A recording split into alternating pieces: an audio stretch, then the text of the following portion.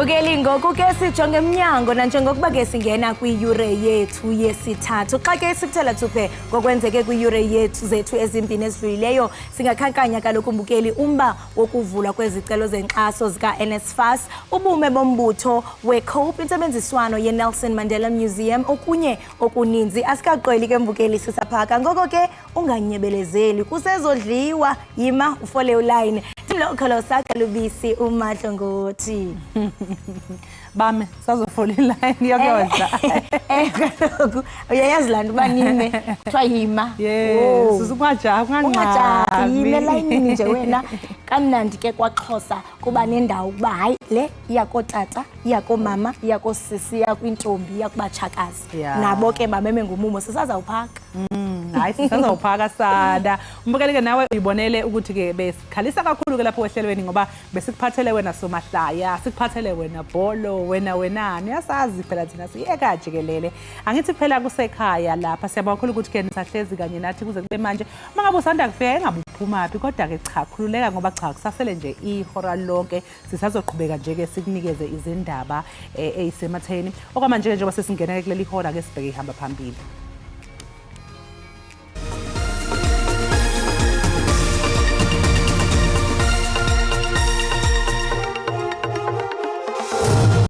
Since 1991, NSFAS funding has grown from dispersing 21.4 million rands to now almost 48 billion rands. Ivule ngokusesikweni inkqubo yokufaka kwezicelo zemali isibonelelo kumaziko yemfundo ephakamileyo zonyaka ozayo u-2024 phantsi kweziko i-NSFAS.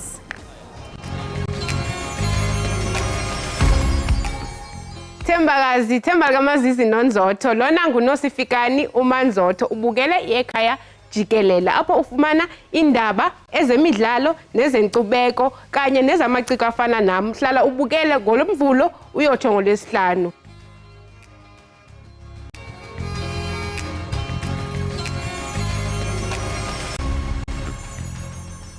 Umphathiswa wemfundo ephakamileyo noqeqesho ivule ngokusesikweni inkqubo yokufaka kwezicelo zemali isibonelelo kumaziko emfundo ephakamileyo zonyaka ozayo u-2024 phantsi kweziko i-NSFAS. Ethetha ke nonondaba ukwekhumbuze ngenkqubo elandelwayo ukufaka isicelo semali inkxaso kubafundi ekufaneleke bafake izicelo. Since 1991, NSFAS funding has grown from dispersing 21.4 million rands to now almost 48 billion rands to fund children of the working class and the poor seeking to further their studies in public universities and our TVET colleges. Bangaphaya kwesigidi abafundi kulindeleke baxhamle kulonyaka mali kwimali inkxaso phantsi kwe-NSFAS. Umphathiswa wondlale inkqubo elindelekileyo kumfundi ngamnye ukufaka isicelo semali inkxaso equka abo bakhubazekileyo.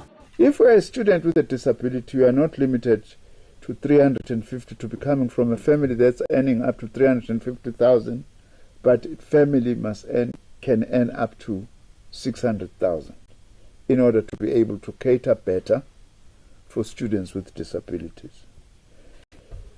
I therefore urge all applicants to provide accurate parental information when applying so that when validations occur with Home Affairs, students can be funded timeously.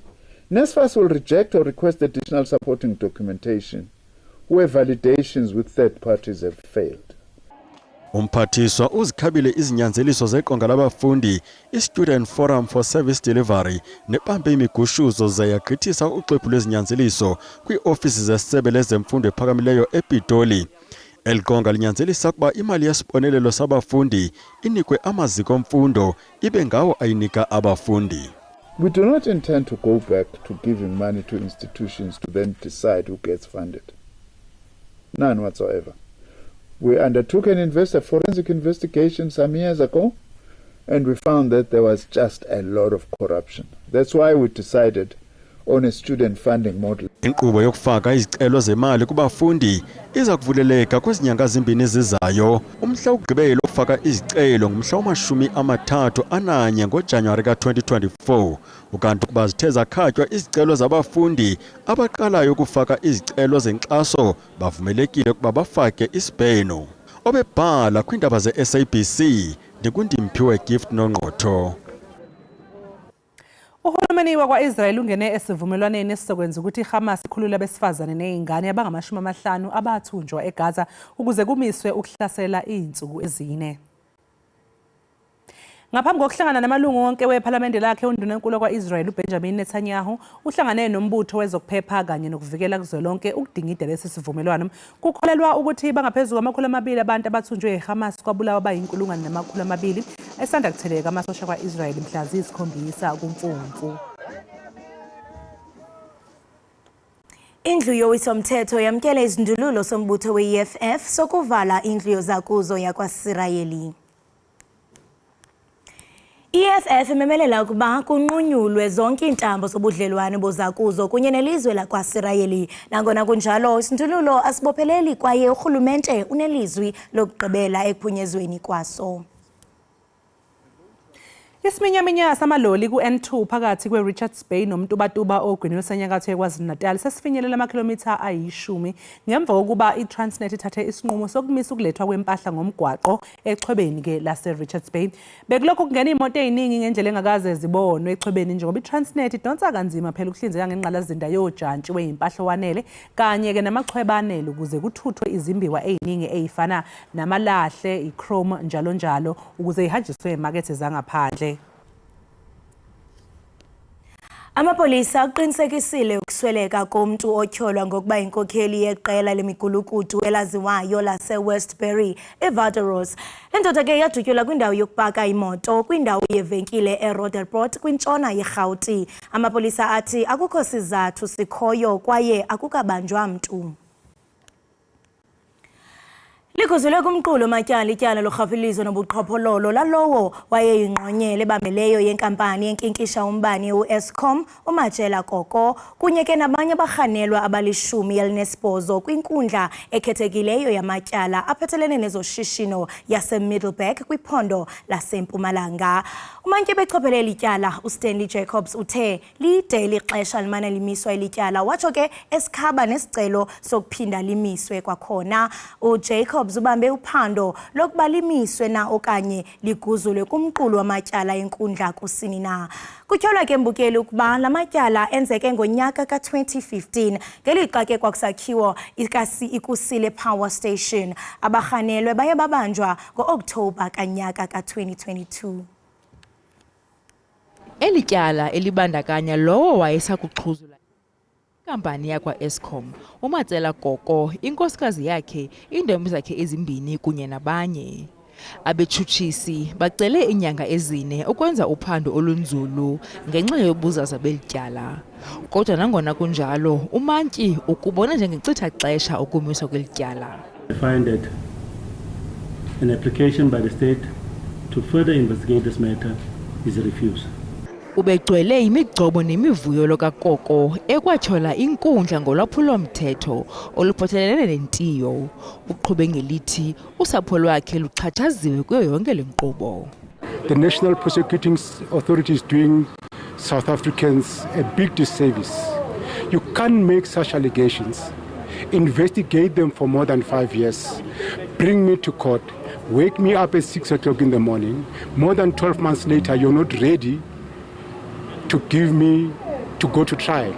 Ukoko ukwatyhole igunya abantu lezotshutshiso ngokusetyenziswa kwaye umentla esithi yena akangonqevu kwaye umsulwa njengengilosi. I-NPA ithi iyadanisa ke noko leyo kuguzulwa kweli tyala kumqulo wenkundla. What will happen now moving forward is that we are going to go through all the information that was stated to court that we needed time to peruse to make sure we finalize those reports that we said had been completed that just needed a bit of tweaking, finalization. Iqole ngelithi uphando sele lusondele emaphethelweni kwaye eli tyala liya kuphinda libuyiselwe enkundleni kungenzi kuzatywala. Inyunyana yamaphoyisa iPolice and Prison Civil Rights Pop Crew isiphakamise ukuthi izinkantolo zibagixabeze ngegwebo eziqinile labo ababulala amaphoyisa abaphinde bagwetshwe nokuvukela umbuso. iPop Crew ikusho lokhu nje ziyanda igameko zokubulawa kwamaphoyisa kulelizwe.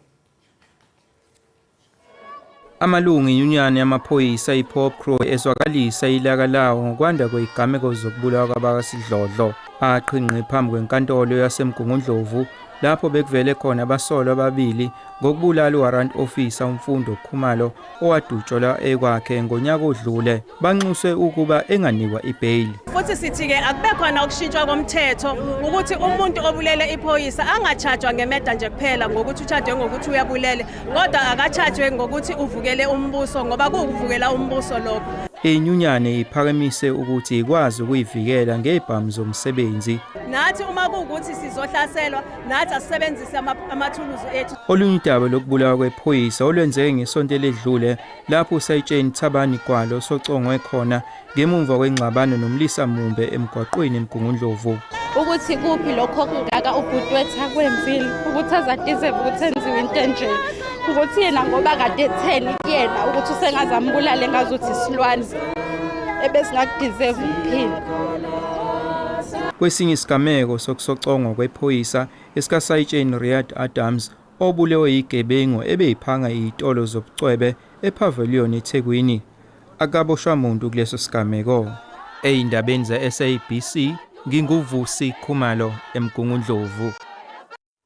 Owayesakuba ngumongikazi kwiphondo laseLimpopo uthi uyangcungcutheka emva kokwenziwa utyando olungahambanga ngendlela kwisibhedlele sasePhiladelphia eDonaldton. Lwasetyhini uthi oluqhaqho yayilelo ke kukhupha isibeleko kodwa ngoku lumshiye namathumbu onakeleyo. Uthi olutyando lumbangele ukuba angabisakwazi nokubuyela emsebenzini njengomongikazi kwakwesi sibhedlele wayetyandwe kuso. Isibhedlele iPhiladelphia sisibhedlele esisetyenziswa ngamawakawaka abahlali abadinga uncedo lwezempilo. Omnye wabo ngowayesakuba ngumongikazi kwesi sibhedlele. Lo wasetyhini oneminyaka engama-41 uthatshabalela amaphupha akhe okuba nempilo eyiyo emva kokuba oogqirha bemshiye namathumbu anemingxuma. During that operation, there was a mistreatment whereby my intestines were cut, the small bowel and the sigmoid colon. Then, after 3 days, that's when the wound gaped. Elinenekazi lithi lenziwe uqhaqho amatyeli aliqela ukuzama ukulungisa lengxaki. Elibhinqa lithi impazamo ezenziwe ngogqirha zikhokhelele ekubeni asokole ukusebenzisa imilenze yakhe ngamanye amaxesha. I lost some sensory functions on my lower limbs because now my toes are contracting. I can't do this anymore. Nangona elinenekazi lesaqhubeka nokuphila nezivubeko zolutyando, isebe lezempilo lithi liyanyuka izinga leziganeko ezikumila nje neziphelela enkundleni. 2018-2019 the bill was at around 8 million. So now at 2023 it's roughly at 63 million, of which is a lot of money. Lo wasetyhini waseLimpopo umentla esithi oogqirha abamtyandileyo abawulungelanga lo msebenzi kwaye isebe lezempilo liyanqwala nalo ngelithi akulandelwanga inkqubo ezizizo mhla kuqesha oogqirha.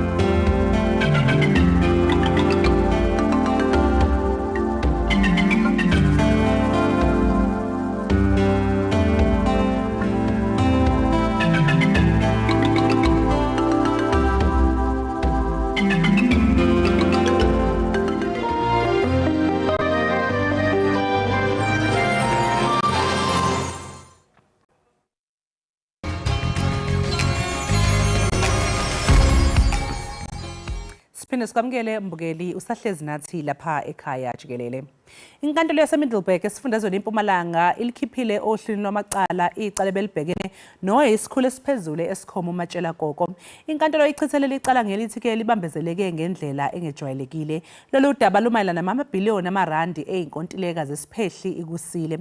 Ukutholakala kabanzi ngokuhoxiswa kwaleli cala njengamanje ke sixhumana ngohlelo lweZoom nongoti wezomthetho umpumelelo Zikalala wezikalala attorneys. Sikubele impumelelo sikwamukele lapha ekhaya Jikelele sibonge ngesikhathi sakho namhlanje kuseni. Nginimele kuseni bese ngibele kakhulu abalaleli abahle bekhaya Jikelele. Sibonge kakhulu. Sesizwile indaba zokuthi ke selihoxisiwe icala ebelibhekene ke noMatshela Koko. Engabe yini mhlawumbe inkantolo ikhethe ukwenza lihoxisele licala? Mhlawumbe ke siqale la ukuhoxiswa kwalo kusuke kungachaza ukuthi seliphelile ukuchaza ukuthi iNPA mangase siyilungisile izinto zayo konke sekuhamba kahle sengalibuyisa siphinde simbone futhi vele lapha eboxini kuthiwa akazi ukuphendula ngamacala ezobe solwa ngayo. Kodwa kulento kade yenzeka izolo sokhumbula ukuthi umthethoosisekelo esinawo section 35.3 uthi unelungelo njengomsolo lokuthi icala lakho liqale bese liyaphela noma liqale liqulu liphele ngesikhathi esifishane. Bese siphinde ke sobhe ukuthi Criminal Procedure Act ethini kusomqulu esichazelayo ukuthi mase sisetha lamacala noma sekuthiwa sengene enkantolo kufanele ukuthi akaphathwe kanjani. Kunesigaba lapho section 342 capital A okhuluma ngento esibiza ukuthi unreasonable delay la kusuke kuthiwa khona bangabe khona kula abantu abakhona enkantolo engathi kwenza kancane akakhombisi lolu daba labaleka kangakanani bafanele shesha kangakanani. Inkantolo iyakwazi ukuthi ithathe isinqumo la izothi khona makuyi state hayi siyacela strike off the roll leli cala ukuchaza ukuthi lisuse la kuthini awubuye izinto zakho mase si right. Into esuke ivikela lapho kusuke kuthiwa asikwazi ukuthatha lo muntu owumsolo simthatha njengomuntu omsulwa sithi kuyena woza uze enkantolo mihla namalanga uzophendula ngamacala kodwa njalo uma ufika la ufika utshena into eyodwa la kuthiwa khona umbuso khona ukorrect.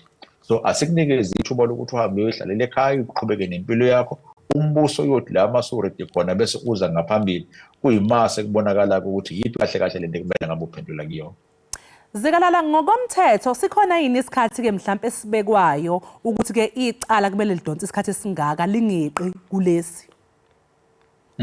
Akukho ngokomthetho osuke kubhalwe phansi kodwa izinto ezike ibheke ukuthi ufakazi obukhona bungakanani kubheka ukuthi siphi isigaba esesikusona nokuthi ubani abantu abadingakalayo nanokuthi ufakazi busengcupheni kangakanani ukuthi bese kuyatholakala ukuthi bese bulahleka.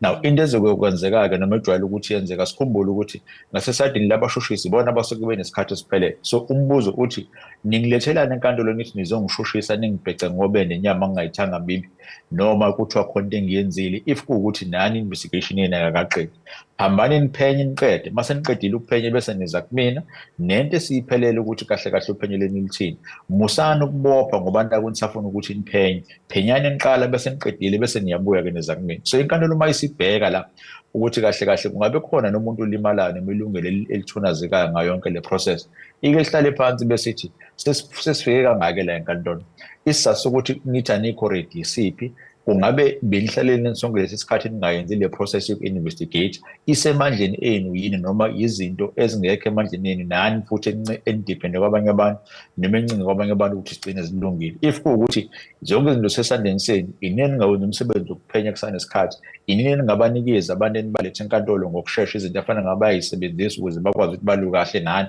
then inkantolo bese ithi hayi cha ngeke ngiloke ngimbiza lo muntu ngithi akazovela la ingena la ebhokisini ekhokhela abameli mihla namalanga nemali yokugibela angimthatha ahlale ekhaya mase niqedile loku-investigate NPA buyani akuchaza ukuthi liphelile noma akuchaza ukuthi umsulwa into echazayo nje ukuthi siyakususa kwesikhashana sikubuyize ngelinye ilanga izinto mase zi-right. Singasho yini ke ukuthi imantshi ibibhekene necala elinzima noma elibucayi? Singasho kanjalo kodwa sihlukaniseke asikhumbule ukuthi lokho asolwa ngalo umnumzane uGogo akabhekwa la leli sibiza ukuthi ama-merits into ekade ibhekwa la beyiphiwa lona technical basis sokuthi icala ukuze lifike la esimeni lazokwazi ukuthi liqulwe khona ubani usenzeni nini kanjani wakwenza kahle ithe uma isibheka inkantolo yabe sithi cha NPA awenzanga kahle lesikhathi siside kakhulu izathu zokuthi uthi uyadiliya noma uyenzile into angikwazi ukuzizwa kahle ngoba wena phela fanele uyilungiselele umbopheleni nomuntu isikhathi singakalungi ukuthi umbophe noma umbophe ngesikhathi ufakazi ungakacollect noma uqoqa waqeda hamba uqoqa ubufakazi bakho bese uyabheka ngoba into engenzeka ngokuhamba kwesikhathi ungathola ukuthi mase ukuqoqe konke wakuhlanganisa uzothi ayi engathi lo muntu umsulwa kanali icala yena usefika enkantolo mihla namalanga usekhona la ekhokhela abameli mihla namalanga izinto zakhe kodwa zingenzeki kahle bese uzombuyisela kanjani isikhathi sakhe yebo ungamkhokhela ngelinye ilanga ukuthi afake i-civil claim kodwa isikhathi usibuyisela kanjani emuva so yinto ekade igadwa enkantolo le ethi amalungelo akho umnumzane uqoqo ngizowavikela ngaso sonke isikhathi and ukwavikela kwami la khona ama-delays noma mhlawumbe ukubambezela okudalwa umbuso ngizokwenza sure ukuthi ngibabuyisele eceleni ukuthi abaphinde emuva baqale phansi bakubize mase be-ready ukuthi baqhubeke necala. Manje singakuthatha yini lokhu njengokwehluleka komthetho kanye nje nokuxhaphaza iy'nsiza zombuso? Singathatha mhlawumbe ukuthi umthetho ukhombisile ukuthi uyakwazi ukuthi usebenze uvikela wonke umuntu. Uma sikhuluma ngobulungiswa akunamehlo akukho la kubonakala khona ukuthi uma ngabe kusibanibani kuzokunikeza lento oyifunayo. Into esuke ikhona nje ukuthi kugcina ukuthi umthetho osisekelo wethu uthini, criminal procedure yethu ithini. Kodwa sikuthathe njengokuthi mase kuze kwi-NPA bakhona abangasho ukuthi awu uphiko olukhulu kangaka likahulumeni esithemba ukuthi lisuke linabantu abawongoti abakwazi ukuyenza lento yokushushisa kahle. Yindaba lingene ogibeni lokuthi liyithole lingekho ready. Umbuzo wesibili ozobe usuba khona ngoba sokhumbula phela ukuthi lolu hlelo noma lamacala avela from ikhomishana kaJaji uZondo eyayihleli lapha ekhuluma ngokugwamanda kwamandla noma ukuqhwagwa kwamandla. Umbuzo bese uthi awu emva kwesikhathi eside kangaka nemali engaka sesiyisebenzisile asisaboni ngisho umuntu oyedwa nje la kuzothiwa khona unangu ngemuva eyiseleni sebemubophile noma ke mengayanga eyiseleni icala lize liqale lize liphele liqhulu ufakazi kubonakala ukuthi lokugwamanda kwamandla kwakuthiwa umbuso okuthiwa kukhona nendlela izinto ezingahambanga kahle ngayo kwakukuphi kahle so kuzoshiya abantu nemibuzo eminingi ukuthi kungabe yonke lento kade siyenze kahle kanti bakhona abanye ababebuza ngesikhathi ikhomishana kaZondo ihleli la babethi khona awu yindaba i-NPA ingabizwa yindaba amaphoyisa engabizwa ebabuza ukuthi nibambene nani ningabuphi kuphi okunivimbayo nina bashushisi nibambene nani ningawashushisi lamacala kuphi okunivimbayo kungenza ukuthi mhlawumbe bazenze izethulo zabo kubhalwe phansi akekho owaziyo kodwa uma uzobuka i-report imiqingo yonke yo-5 ukubona ukuthi ayichazi kakhulu uma sekuze ku-NPA nasemaphoyiseni okungenzeka ukuthi yila kahle kubambeke khona esekutheni izinto zikwazi ukuthi ziye phambili. Ingabe-ke uphiko loluphenya amacala i-Investigating Directorate lwentula iy'nsiza kusebenza yini phecelezi ingabe mhlawumpe ba-under-resourced? Singasho kanjalo kodwa mhlawumbe kuba under-resourced kwabo kube sekutheni abanabo abantu abazo-understand ukuthi uhlobo lobugebengu sebukhona manje buthini. Sine-situation la khona iy'gebengu ziphambili kakhulu ngobuchwepheshe nangolwazi nangobuchule bokwenza izinto bese uthola ukuthi umthetho wethu uza ngemuva nakhona futhi abantu abazobe bekhona nabakwaziyo ukuthi baprosecute lobu bugebengu bala kulento esibiza ukuthi i-private sector abaqashwa nguhulumeni. Umbuzo bese uthi uhulumeni ngoba unamandla nje ukuthi uqasha abameli abayimeli abaseceleni bese uyababiza ukuthi ake size ningisize ngizoprosecute la awukwenza ngangani lo kodwa before sifike lapho ake siqale sibheke ukuthi lezi zinto esibiza ukuthi ama-monitoring tools akho ahamba azafika kukhumbulu neparliament nama-audit committees nabantu abawo-MEC abawo-premier abawo-minister bathule bethini ubugebengu kuhamba ngale ndlela okuhamba ngayo uscopa no-MPEC bathule bethini komasipala ngale ndlela okuyiyona sibashiyeke bona ubugebengu amasebenzakalile emaphoyiseni kwenzakalani ku-NPA kwenzakalani so okuchaza kona ukuthi engathi njengeNingizimu Afrika siza ngemuva kodwa iy'gebengu zihamba phambili zona ngoba zilempela ishintsha mihla namalanga ngendlela ezenza ngayo ubugebengu babo and basuke benza nge-intention yokuthi siyazi ukuthi uma senza kanje awukho umthetho osivimbayo so kuzoba nzima ukuthi nikwazi ukuthi ningi-prosecute noma ngabe kuthiwa seniyangishushisha futhi nalapho abantu abazokwazi uku-understanda kahle lento abaqashwe full time uhulumeni bancane so amathuba ukuthi nikwazi ukungi-prosecute kahle azoba mancane futhi nakhona. Sibonge kakhulu-ke Mpumelelo ngesikhathi sakho namhlanje kuseni sikufisele nosuku oluhle. Kubonga mina kakhulu ibe nosuku oluhle nami. Lo-ke mbukeli bekuwuMpumelelo Zikalala weZikalala Attorneys ebesixoxa naye ngodaba oluthinta owayisikhulu esiphezulu laphaya kwa-Eskom uMatshela Koko.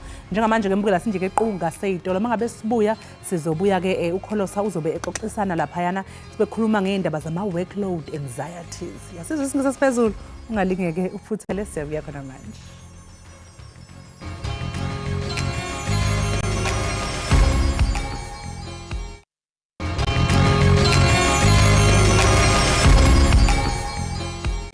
Sibambe ngazibini imbukeli ngokuba usahleli nathi apha ekhaya jikelele. Uxinzelelo ke lwasemsebenzini lukhula ngokumandla kwihlabathi liphela. Kwaye lelinye ke elingunobangela wongasebenzi kakuhle.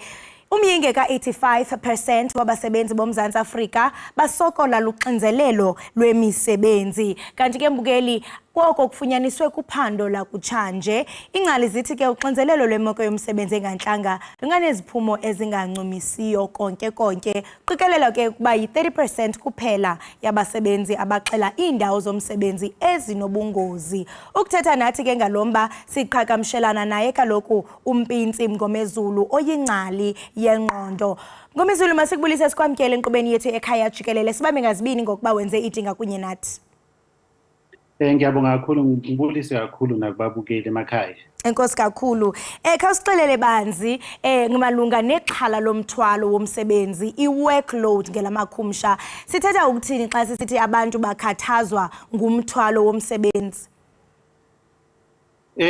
Umthwalo womsebenzi lapho esithola khona ukuthi abantu ba-experience i-worry eningi ne-anxiety. Yabo lento leyo ukuthukela indaba yokuya emsebenzini nokusebenza kuleyo ndawo usebenza kuyo. And nalento futhi ukuthi umuntu vele abe ne-tension eningi okukubopheka okwenza ukuthi umuntu angafisi nokuya nasemsebenzini, nokuthi i-create lento esithi i-unease, kusho ukuthi uba ungakhululeki vele ngendlela ukuthi mhlawumbe ama-responsibilities wakhe emsebenzini asuke emaningi kakhulu, kanti futhi nama-task okuwukuthi izinto okumele uzenze zisuke ziziningi kakhulu, kanti futhi ne-work demands, izinto ezifunakalayo ukuthi uzenze emsebenzini ziningi kakhulu ngendlela edlulele.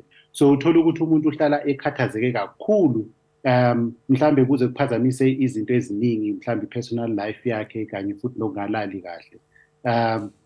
Le heavy workload sometimes ikhoswa yilama deadlines, mhlambe uthola ukuthi umsebenzi walo muntu kumele ukuthi wenzeke manje, so ama deadlines asuke alandelana kakhulu, uthola ukuthi umuntu akakhophi nokukhopha, and uthola ukuthi vele akasena control kulo msebenzi lo kumele ukuthi awenze.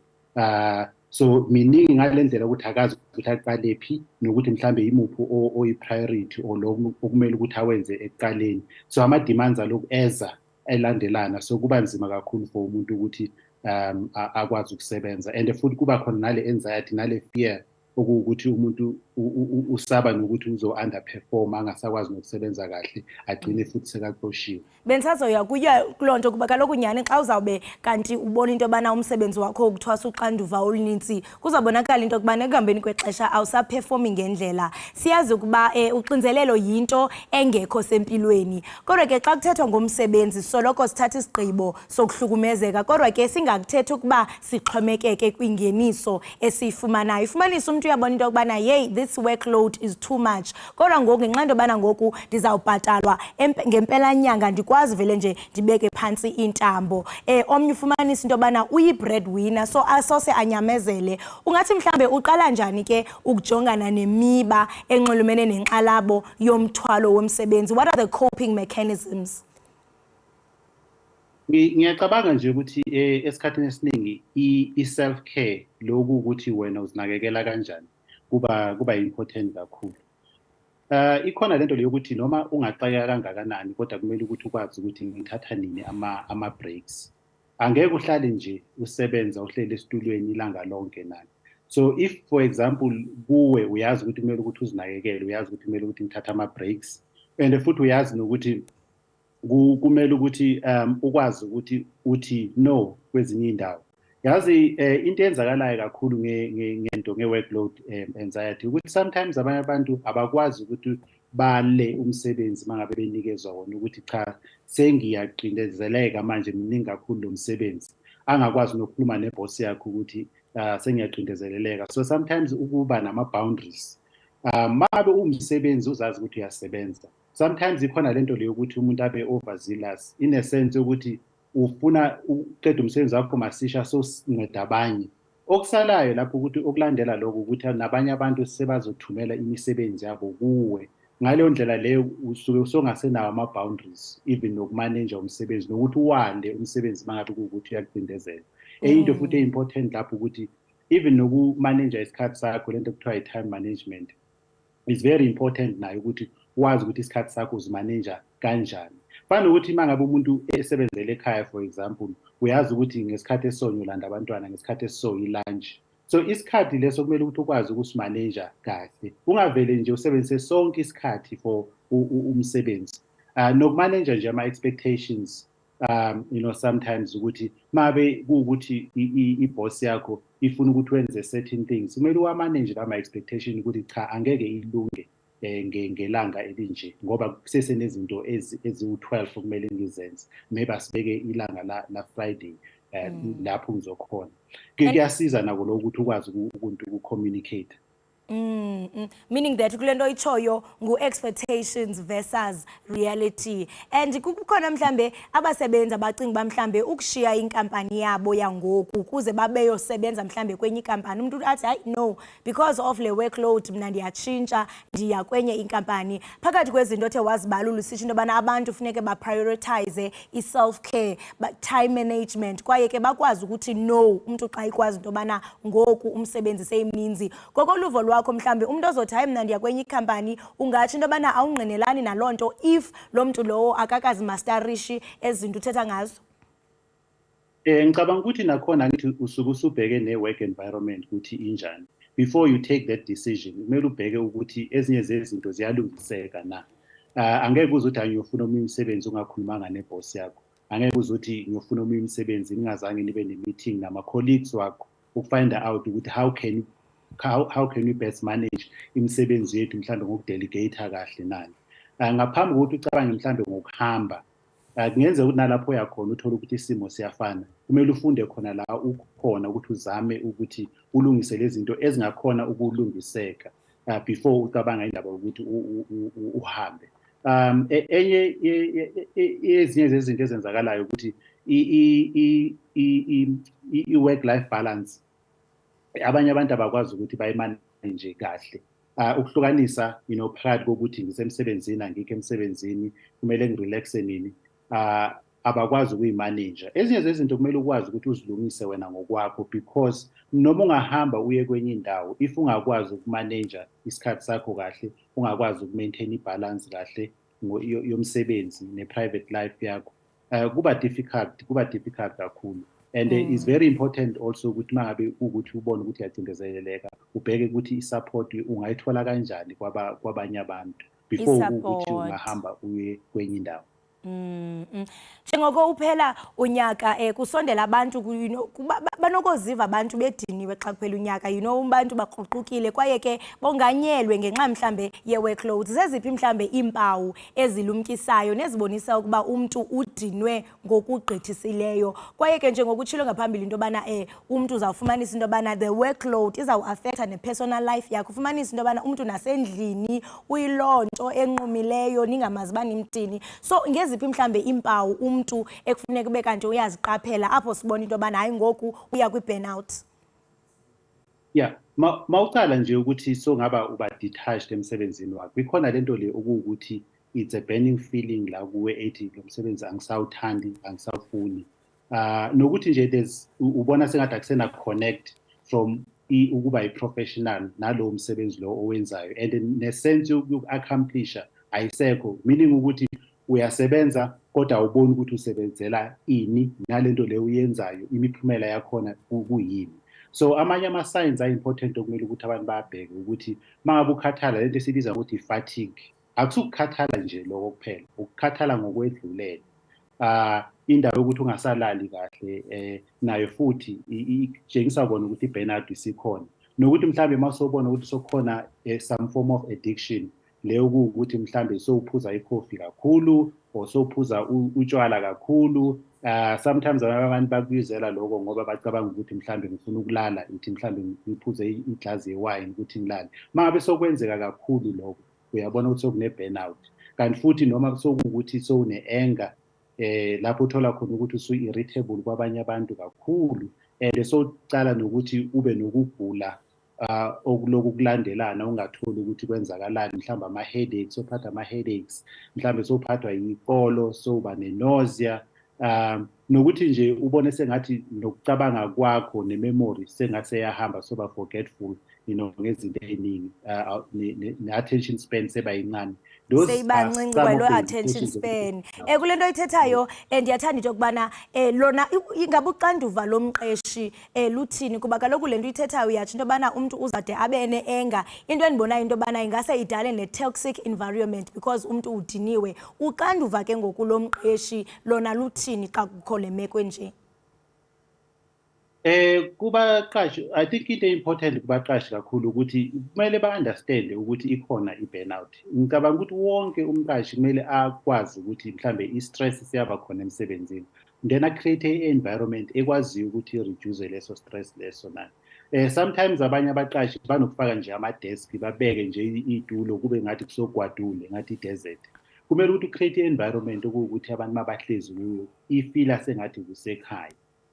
Mhlambe ukuba nama-plants uyabona kwenye i-environment uthole ukuthi kufakiwe ama-plants uhle, mhlambe ne-paint esetshenziswayo, no-create nje environment where abantu kungabi ngathi baphila njengey'nkukhu, where you find ukuthi abantu mhlambe baney'ndawo zabo zokusebenzela, i-private workspace, kuyasiza nako kona lokho nakho.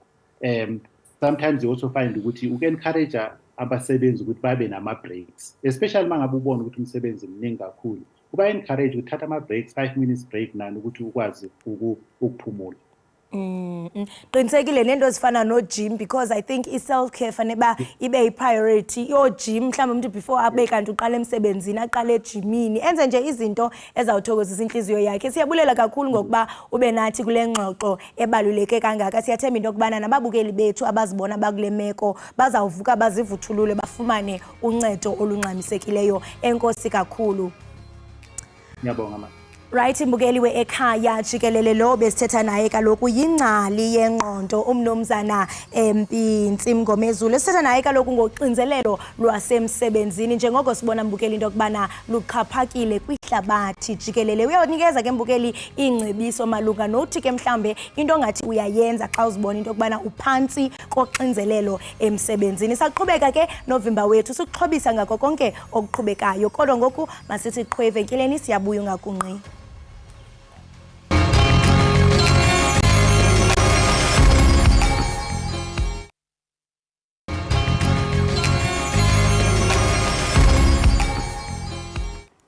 Sibambe ngazo zozibini ngokuba usahleli nathi sikhahlele kaloku kubabukeli bethu pha ku-SABC lihaye. Namhlanje ke kwisiqendu sethu sikaUbusazi nasijonga imitshato yabantu besini esinye. Konyaka ka-2006 uMzantsi Afrika wenza imbali ngokuba lilizwe lokuqala eAfrika kunye nelesihlanu kwihlabathi liphela ukwenza imitshato yabantu besini esinye ibe semthethweni. Esi siganeko ke salandela isigwebo senkundla esathi imithetho ekhoyo yomtshato ichasene nomgaqo siseko. Sigwebo eso ke sasicela umngeni inkxaso evela kumaqela enkolo nawemveli. Nangona ke kwakukho ungavisisani ngalomba phakathi kwezizwe ezininzi zaseAfrika, i-African National Congress yanyanzelisa utshintsho lomthetho, igxinanisa ke amalungelo alinganayo. Nali nqaku ke esilungiselwe nguThami Manganya. Rhabula ungafinci. Ngonyaka u-2006 iParlamente yoMzantsi Afrika yavotela ukuba ibe semthethweni imitshato yabantu abathandana besini esinye. Nto leyo eyenza ukuba ilizwe libe lokuqala eAfrika ze ibe lesihlanu kwihlabathi ukususa imiqobo exabe endleleni yabo bathandana besini esinye. Indlu yowiso-mthetho yavota emva kokuba inkundla yawisa isigwebo sokuba imithetho yemitshato yoMzantsi Afrika inyhashe isiqinisekiso somgaqo-siseko wamalungelo alinganayo. INetherlands, iBelgium, iSpain kunye neCanada ngawukuphela amazwe ayevumela imitshato yabantu besini esifana kwihlabathi liphela. Kwinkolisi yamazwe aseAfrika ukuthandana kwabo besini esinye kusajongwa njengento engafanelekanga. Amaqela enkolo eziliqela awuchaza ngamandla lo mgaqo ngelithi ukuba kungenzeka umgaqo-seko mawuhlonyelwe ukuze uthintele umanyano lwabo besini esinye. Kodwa umbutho olawula i-ANC wafuna ukuba bezomthetho bawuxhase lo mthetho. Phambi kokuba kuvotelwe imitshato yabantu besini esinye, usihlalo welo xesha we-caucus ye-ANC waxela iphephandaba loMzantsi Afrika i-The Sunday Independent ukuba ulindele amalungu owiso-mthetho aku-ANC avotele lo mgaqo nokuba zithina izimvo zawo. Oku wakuthetha ngelithi akulindelekanga kuba amalungu e-ANC ibe ngawo anocalucalulo. Sibonga kakhulu-ke ukuthi amsanqama nganyanga ukusihlanganisela lesi siqephu esiqeda kusidlala kanti-ke mbukeli uxoxa kabanzi ngalokhu sixhumana noKim Lithgow we-Same Love. UKim-ke mbukeli sizoxoxa naye ngolimi lwesiNgisi. Asikubingelele sikwamukele ohlelweni Kim. Ngabe-ke sixoxa kanjalo naye ukube-ke isinguni yasizwa. Kodwa-ke ngoba cha akasizwa sobe-ke sesiqhuba-ke le ngxoxo ngolimi lwesiNgisi. A very good morning to you, Kim, and welcome to Ekhaya Jikelele. Thank you so much for joining us this morning. Thank you so much for having me on. It's such an honor to be able to join you. Thank you. The honor is all ours. How has the legalization of same-sex marriage in South Africa affected the LGBTQ plus community? And I'm just meaning like socially. Well, it's the way it's affected it is that same-sex couples are now able to be recognized as life partners and also to be able to have their own children and create their own families. So it's seen a lot of more acceptance into the fabric of society, which is always a good thing, you know, because that's being accepted in your community. That's all that anybody wants. Can you just share with us maybe the challenges that the LGBTQ plus people may face without the legalization of same-sex marriages?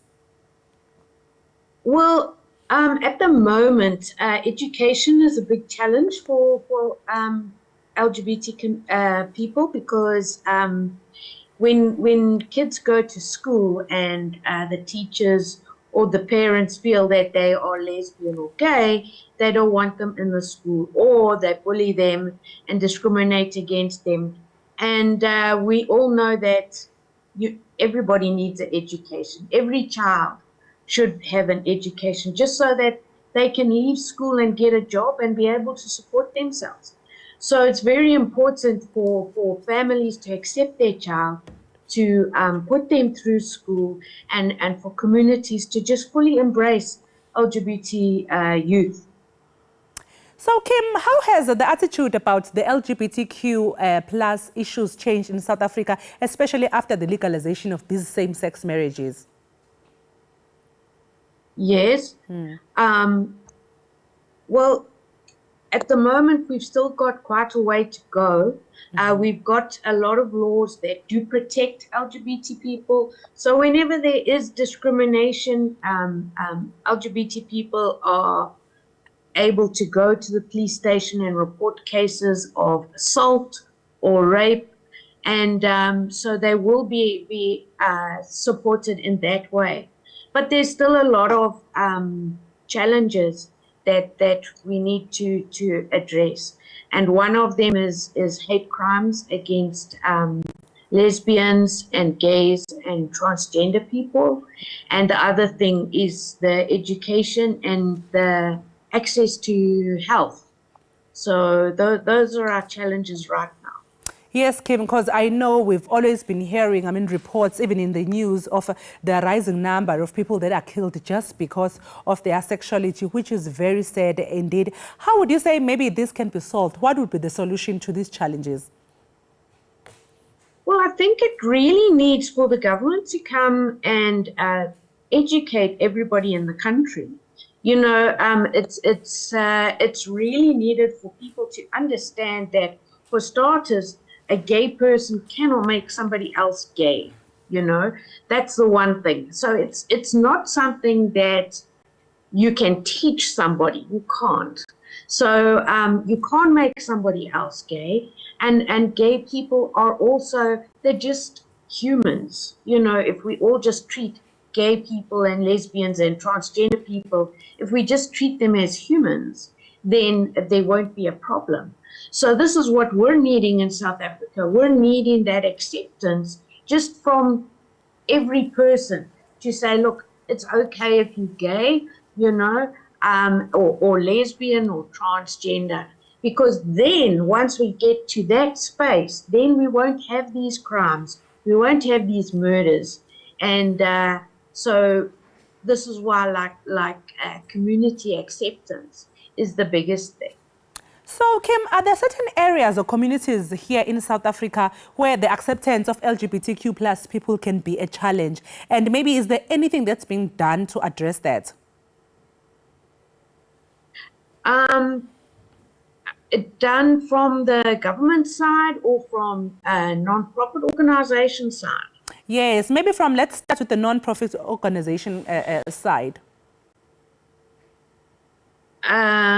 Sorry, I couldn't hear you properly. No, I was just asking if maybe here in South Africa there are certain areas where you guys know, everybody knows what these are no-go areas in terms of acceptance of the LGBTQ plus communities, and also to share with us if maybe there's something that's being done to address that.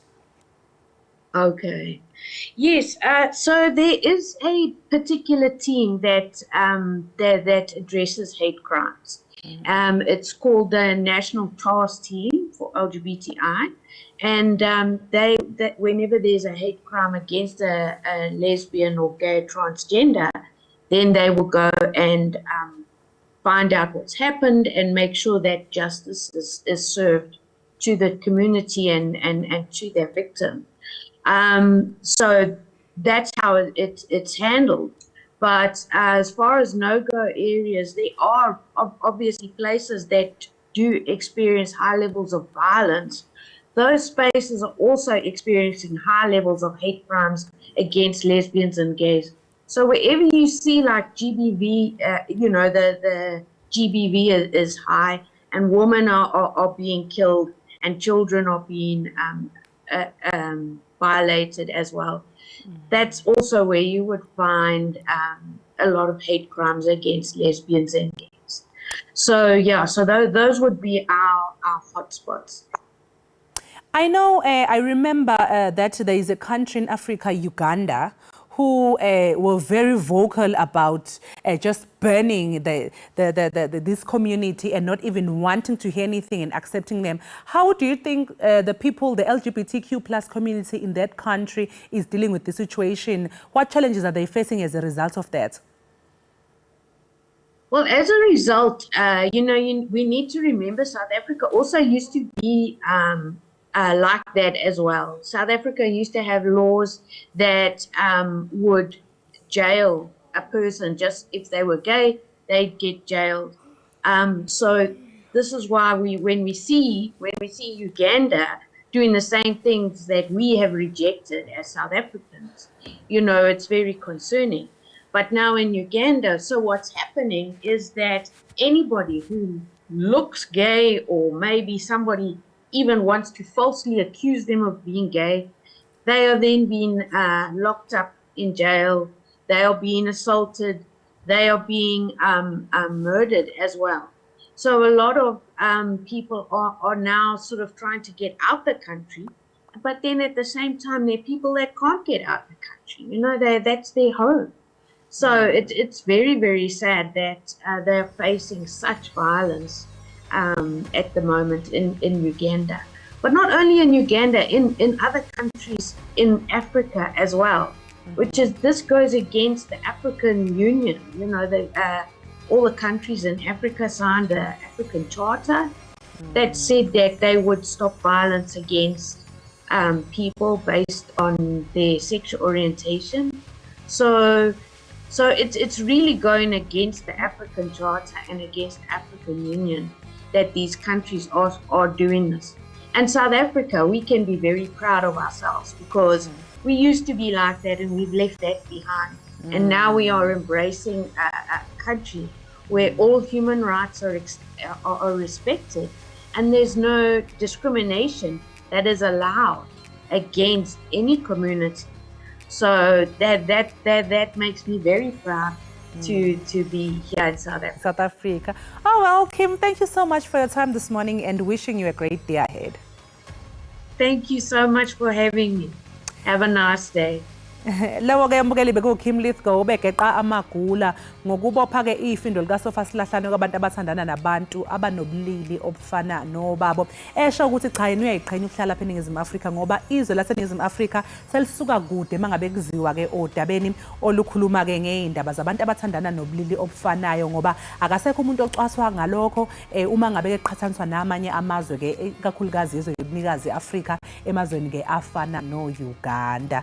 Mbukeli ke sesigoqa lapho ke ebesiniphathele zona namhlanje ekseni. Sibonga kakhulu ngokuthi ke nihlanganyele kanye nathi la ekhaya jikelele. Ewe sikhona mbukeli kwakhona ngomso oqiniseka into yokubana nivuka nathi ngenje ixukuxa sakuphakela konke okuqhubekayo apha ekhaya. Kwaye ningasibhalela ke uba ngathi niyasikhumbula pha emini pha ku Facebook wethu SABC ekhaya. Sinithanda kakhulu. Chos.